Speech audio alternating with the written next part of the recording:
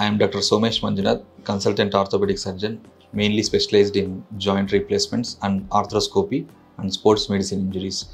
I am right now working at Srikara Hospitals and Miyapur branch. ఈరోజు మనం ankle sprains అంటే ankle injuries గురించి మాట్లాడుకుందాం. యాంకిల్ ఇంజురీస్ అనేటివి మోర్ కామన్గా ఏదైనా జాయింట్ మనకు రెగ్యులర్గా నడిచేటప్పుడు ట్విస్ట్ అవ్వడం కానీ, లేకపోతే స్టెప్స్ దిగేటప్పుడు ట్విస్ట్ అవ్వడం కానీ, ఫాస్ట్గా నడిచేటప్పుడు కానీ, ఈవెన్ రన్నింగ్ చేసేటప్పుడు కానీ మోర్ కామన్గా వింటూ ఉంటాం, కాలు బెనకడం అంటాం. సో యాంకిల్ స్ప్రెయిన్స్ని మనం ఎలా ట్రీట్ చేసుకోవాలి? సో యాంకిల్ స్ప్రెయిన్స్ మోర్ కామన్గా చిన్నపాటిగా లిగమెంట్ ఓవర్ స్ట్రెచ్ అవ్వడం వల్ల అలా వాపులాగా అవుతుంది. కొన్నిసార్లు ఆ లిగమెంట్స్ అటాచ్మెంట్స్ బోన్ దగ్గర నుంచి ఎక్కడైతే అటాచ్మెంట్ అవుతాయో అక్కడి నుంచి కూడా ఫ్రాక్చర్లు అయ్యే అవకాశాలు కూడా ఉంటాయి.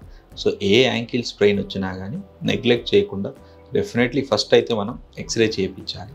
ఎక్స్రే చేయించి ముందుగా బోనీ ఇంజురీస్ ఉన్నాయో లేవో చూసుకొని దాని ప్రకారంగా ఒకవేళ బోనీ ఇంజురీస్ ఏమీ లేవంటే strict immobilisation, either crepe bandage కానీ, లేకపోతే స్వెల్లింగ్ మరీ ఎక్కువ ఉంది అంటే ఫస్ట్ పిఓపీస్తో కానీ మనం ట్రీట్ చేయాల్సిన అవసరం పడుతుంది.